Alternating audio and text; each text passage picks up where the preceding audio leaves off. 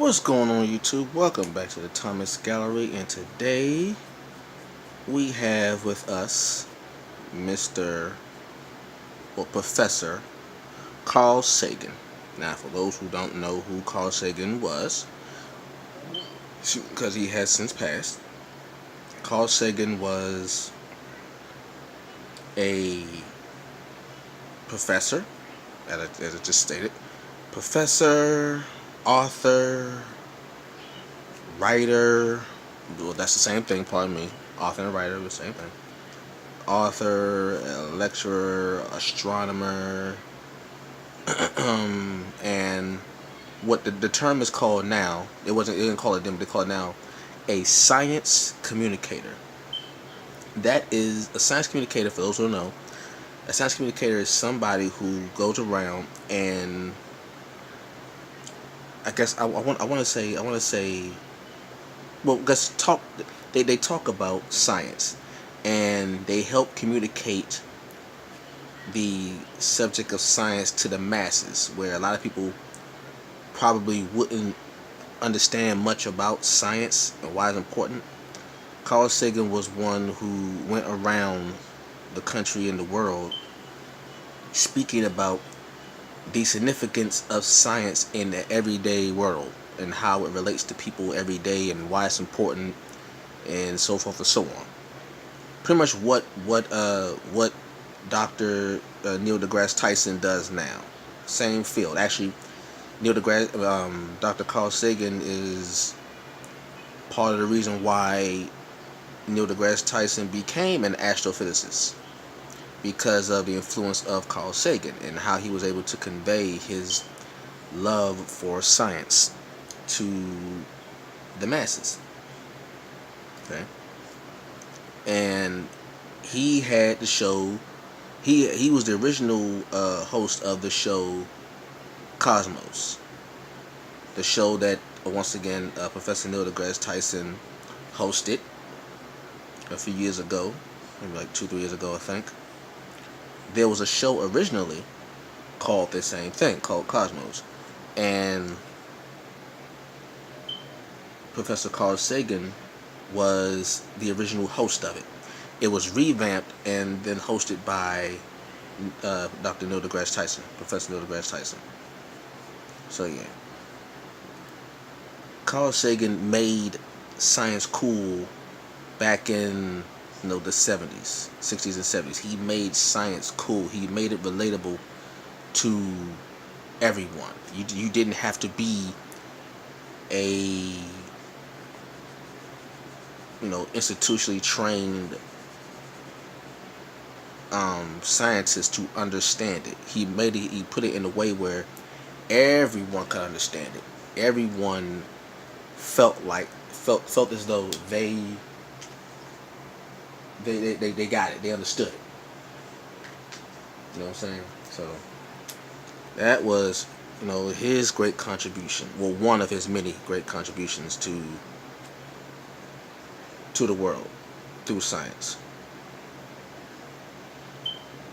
He helped give birth to people that we know, like Bill Nye the Science Guy, and like I said, Neil deGrasse Tyson. He helped really, catapult that subject that they call now a excuse me. They made science cool, but it can be contributed to people like Carl Sagan, and he came up with something called the cosmic perspective. The cosmic perspective was pretty much a way to show people their significance in the grand scheme of the universe, because on this planet many people believe that they are the one, the only one, the alpha and omega, the end all be all. But when you take your significance and measure it next to the universe, you will find that you are a speck of dust in You are just one grain. You are just one grain of sand in all the beaches of the world. Put it like that. But you mean you still have a part to play, but you don't have a bigger part to play on the grand scheme of things in the universe as you think you do. And he came up with something called the pale blue dot. The pale blue dot it came from a satellite sent off by Earth all the way out to Saturn. And what happened is they turned the satellite that was by Saturn around, and you turn the camera around and you saw Earth. But the thing is, Earth wasn't the Earth that we see it. Earth was turned literally into a pale blue dot. Okay, like it looked like a pale blue dot because all you could just see was just blue, and it's like a dot. It looked like a pixel on a TV screen. You ever look like a pixel, how small the pixels are compared to the rest of the screen? That's how Earth looked. It looked like a pixel on the TV, on a big screen TV. And he came up with this idea called the cosmic perspective. I don't remember, but I know what it plainly says is, on this planet that we call home, Earth, this is the place where all of our wars were fought. Everyone that you have ever known, that you have ever heard about, that have ever lived and died and will live and will die, are on this one tiny speck, this tiny pale blue dot.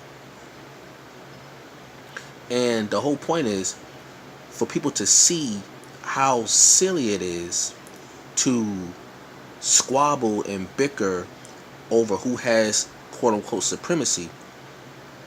But when you step back and look at the Earth as a whole, the entire Earth, you realize that you as one individual, or you as a group of people who think, who will claim themselves superior, are so small in the grand scheme of things that it is absolutely nonsense. Absolutely nonsense. It is absolutely asinine to see yourself as superior in a universe that if you were to pass, the universe wouldn't even recognize you. If you were to pass right now, the universe will not flinch from your passing. So that was Carl Sagan's way of saying, bitch, sit down, be humble. In his nicest way, in his most scientific way possible, that was his way of saying, bitch, sit down, be humble. Okay? That was his way of saying that. Like, alright, you think you are the one, you think you are the master of Earth? Well, take a trip into outer space and see how much of a master you really are when you see planets that will dwarf you. So yeah. But he was not gonna say, he wasn't gonna say something like, bitch, sit down, be humble, and nothing like that. He just give you the cosmic perspective. He just said, okay, here's you. Here is the Earth. And let's take it way out into outer space, past the moon, all the way out to Saturn. And then we're going to turn this camera around, and then we're going to take a picture of Earth. And you will see that the planet that you fighting over all these resources is so tiny and insignificant that it is offensive to call yourself superior. Right? You are only superior to that which is on Earth. But if you step out of Earth, you will realize that you are far from superior. And what happens is when people get that concept, sometimes their egos may be hurt because they had a false sense of themselves, thinking that they were the only one, thinking that they were, the the best, the total. There's nothing wrong with it. There's nothing wrong with thinking you're the best. There's nothing wrong with that. But we have a false sense of grandeur.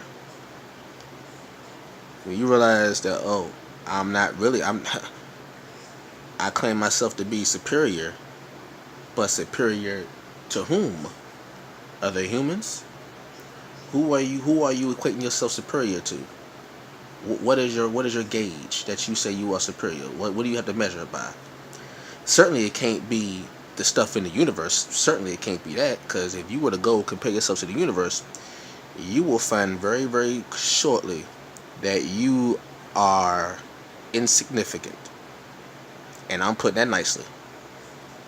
A lot of people have a false sense of self. They have a false sense of grandeur, that they think they're bigger than they actually are. And when you step yourself out there and see that, oh snap, I'm not as bad as I thought I was. I thought I was Billy Badass. I ain't got the juice like that. Step outside of space and see, and just think like, I really ain't that one. I ain't that one for real. I thought I was that. I thought I was that dude. I thought I was that chick. I'm not. I ain't no bad bitch compared to a galaxy. But here's the thing. What the cosmic perspective true intention was to make you, the person, see that you are not separate from everything. See, for someone to think that they're superior, they have to believe that they are separate and superior. But the cosmic perspective will say, you know what? You are not separate from everything else. That's why you are superior. You're not superior because you are separate. No, you're superior because you are part of a grander design, a grander, universe. The same thing that's in the universe is the same thing that's in you. The same thing that are in these stars make up you, make up the trees, make up other planets, make up other stars. So you are quite literally the universe. You and every other person on the planet is quite literally the universe in miniature. And when you think of it like that, and when you really take that to heart, you won't see yourself as superior to someone else, because you will realize that that same person that you see yourself superior to is in fact just as superior than you think. So the cosmic perspective really, it knocks out violence, it knocks out racism, it knocks out all kinds of discrimination, it knocks out hate crimes. When you realize that everything on this planet, including yourself, is made up from the same materials as every single star in the universe, then you will see that, it's foolish to have a war on a planet that doesn't even get seen on. It's not even a blip on the radar of the universe. It's not even a blip. You're not even thought about.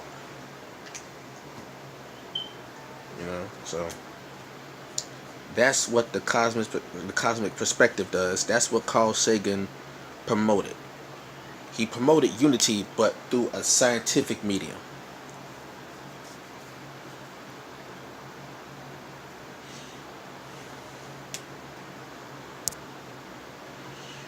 Alright. Now, this particular drawing, I decided to do a little something different. I decided I was going to, because usually when I do a drawing, I do just a plain, solid background. That's cool.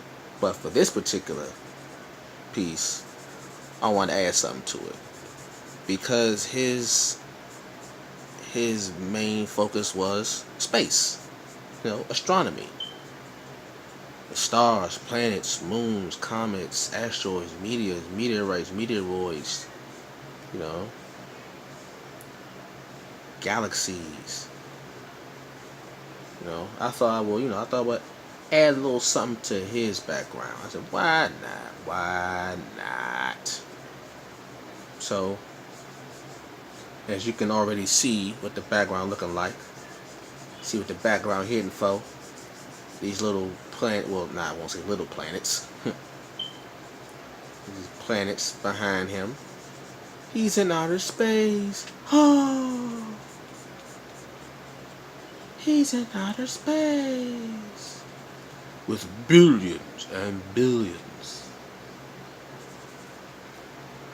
of stars. Let's see. So, I gotta see. What I gotta do the pale blue dot. Just look up pale blue dot if you don't know what that is. I already explained it to somebody, explained it to y'all earlier. Look it up, man. Dang it. Look it up. Then I'm gonna do a red planet. I don't think I need to tell y'all what that is. You know what I'm talking about?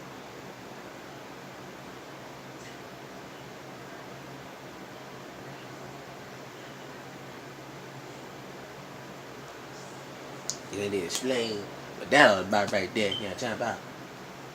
Let's see.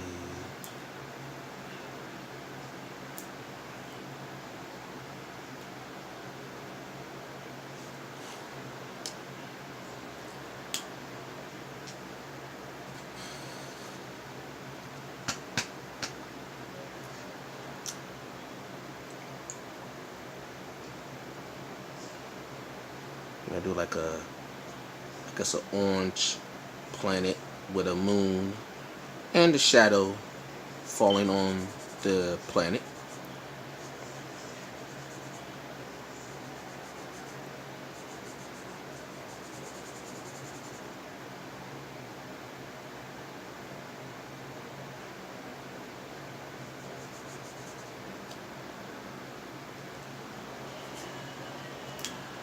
Let's see.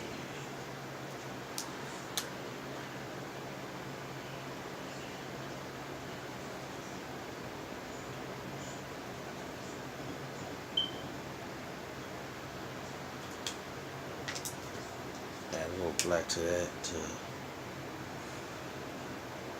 There you go.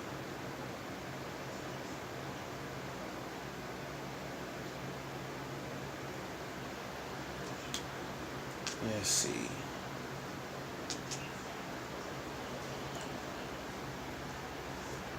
Make this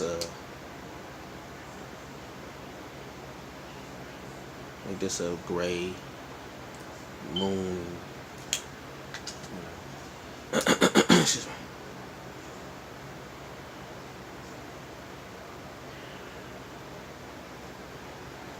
There you go. That look good right there. Look kind of swanky right there. Look kind of swanky. What else?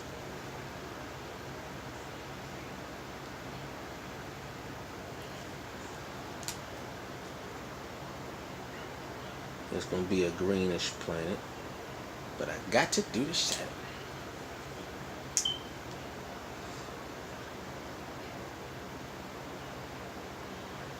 There we go.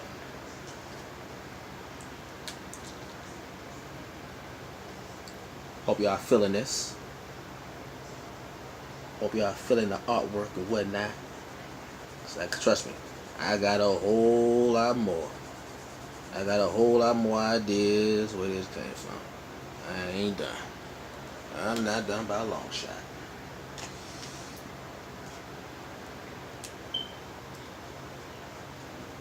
Put a shadow there, you know.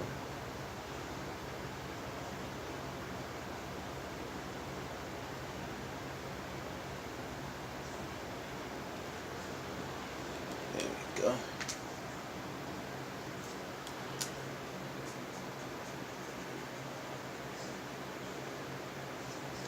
I think I make him the shadow.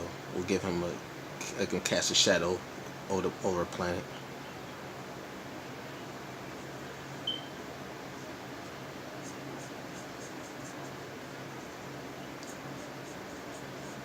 Jump in a Cadillac and put some miles on it. If you want just to put a smile on it, you deserve, baby, you deserve all. I'm gonna give it to you. Excuse me. And I'm full of adventurous. I do like a, yeah. Why not? Why not?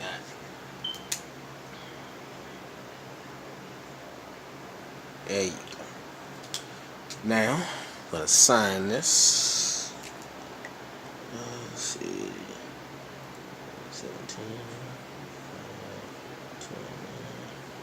Signature.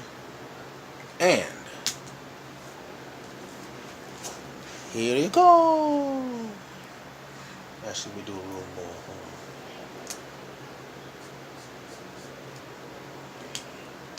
We do a little more here.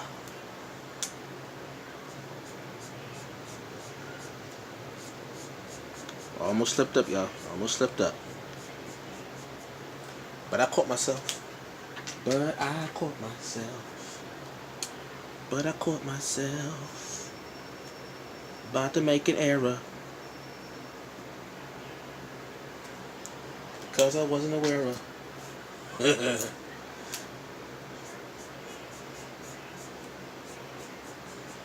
There we go. That's how you cook dinner right there. That's how you cook dinner right there.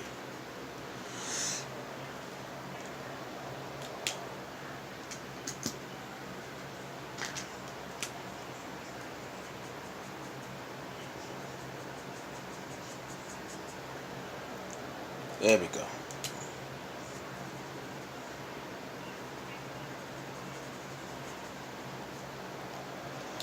Alright. That's it right there. And ladies and gentlemen, I present to you Professor Carl Sagan. Hope you enjoyed this video. Leave a comment down below. Like, comment, subscribe, and share. And I will catch you all later. Peace.